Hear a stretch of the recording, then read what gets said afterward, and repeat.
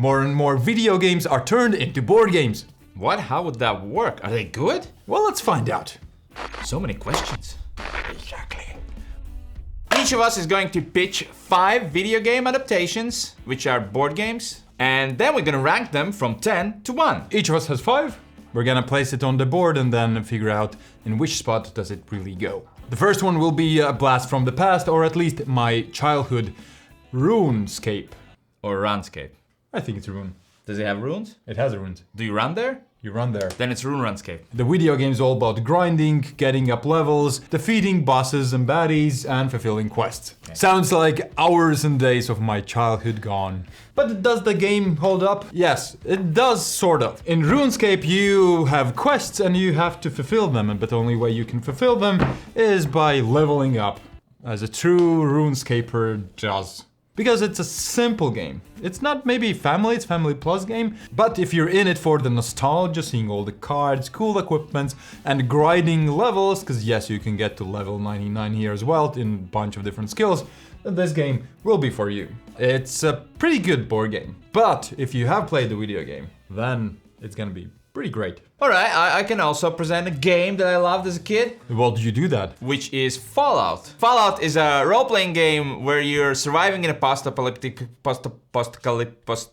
The world ended and you're trying to survive. If you haven't played the video game, you surely have seen this TV series, right? But is it as great as this board game? The basic version of board game is pretty bad. Well, not pretty bad, it's average at best, because you play each for themselves? What? Somehow that doesn't work, and then there's a weird quest system. But to make it truly great, and to be on this list, you need the co-op expansion. When you get the co-op expansion, you all play as a team, and then it makes sense. There's different factions, like in the video game, and you have great combat, and you develop your character, get items, there's that same sense of humor there. It's just a great video game adaptation into board game form if you have the co-op expansion. Let's definitely make this list better by adding this War of Mine to the list.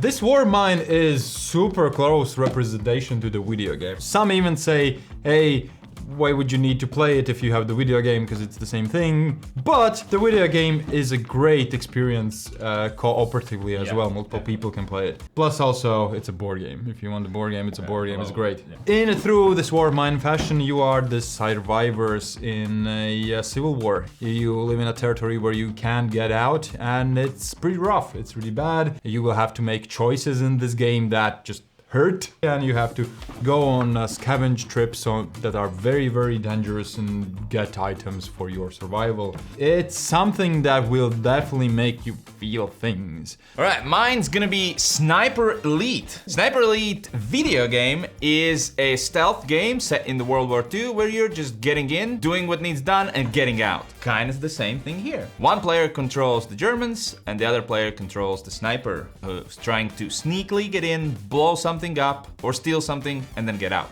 And it is a hidden movement game. What that means is, I will write down where I'm going and what I'm doing, and the player playing Germans is going to try to, are you here? Are you here? Do I see you? Is it here? And trying to find me within a reasonable amount of time. So it's very true to the video game, and it plays nicely. The only thing I'd say is this is the best as a 2-player game. But I'm gonna put it right here. Here it is. S.T.A.L.K.E.R. S.T.A.L.K.E.R is a very recent board game that came out just last year. It is great. We have review on it if you'd like to know every last detail. But generally, you're in Ukraine and the reactor blew up, and then everything is messed up there. There are mutants, there are anomalies, there are factions vying for control of certain artifacts, and you are just going on a mission, doing something that somebody asked you to, or you're trying to help somebody out. And it has a fantastic stealth system, where everything you do creates a little bit of noise, and then the monsters will react to it and go that way. S.T.A.L.K.E.R. I'd say these guys have to move down a little bit. Yeah. Alright, something totally different. Kingdom Rush. This is based on a mobile game. Here, you're just building towers, and hordes of monsters are coming in and trying to destroy your fortress. And if they do deal enough damage, you all lose. There's this path where the monsters are coming in, and the towers are shooting polyomino tiles. And with these tiles, you're trying to cover up as much of those monsters as possible. So like 5 monsters are coming in, we're like, okay, can we cover like 4 with these? And then they get damaged. And everybody has a hero that is running around the board and trying to kill those monsters and has special abilities. So it's a little bit of like an RPG, and then there's this polyomino thing, and then you're building towers. It's a unique mix. The only gripe for me with this one was that if you take that video game and you slow it down massively, that's how gameplay feels. I'll put it here. Yep. All right.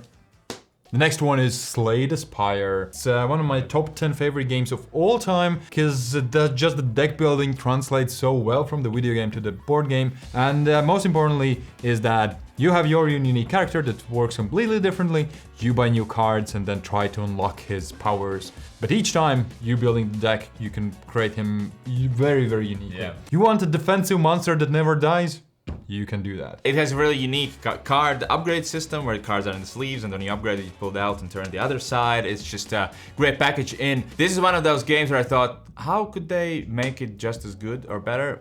Well, that way. It's just, we have a review, coincidentally, as well. So check it out. Well, okay. Let's give them one cheap, right? Okay. Something anybody can afford. Well, not anybody. If you're a 2-year-old kid and don't have an allowance, maybe not. But other than that, good to know. It's Minecraft. How can this be a good adaptation in this small box? Turns out it can. This is a co-op game where you are just trying to create certain items. You're trying to craft stuff. If you played Minecraft, you know what it means. But monsters spawning all the time, and if there's too many, you're gonna lose. So you have to consider where to use your resources to craft weapons that you don't need for victory, or maybe you just ignore those monsters and hope there are not gonna be too many of them. It's a simple card game. I play with my kids a ton, and it's really nice. So I put it here because I think it's pretty good.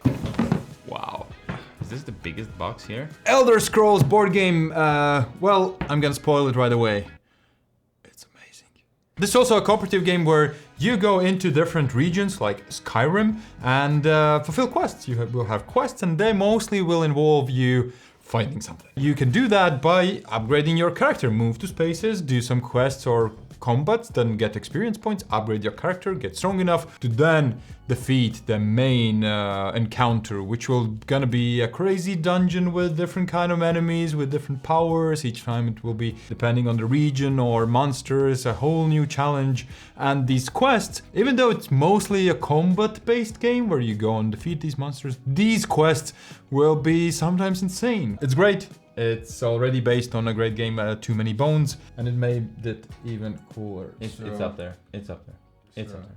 Last one I have is Resident Evil, specifically Resident Evil 1. And there you go into the mansion and there's a lot of zombies, monsters, you're trying to survive, get through it, different quests, you also upgrade the character, there's a really big campaign that you need to go through. There's a lot of cool mechanisms like unlocking doors and doing puzzles and zombies moving around, and then there are corpses that can come back to life like you would in a Resident Evil game. But it is haunted by some production issues and the rulebook is not the greatest. Yeah, that seems like a good spot. Thank you so much. It's right in the middle. I think if it wouldn't have those production issues, it might be higher because it is pretty good. And then it had some scenario design problems as well. But scratch that, it's generally a fantastic video game adaptation. There are plenty more like Assassin's Creed Brotherhood of Venice, but Janis just let me pick 5. We had to pick 10 best, but there's some we probably missed. Lay them out down in the comments and we'll revisit this list in a year like we said.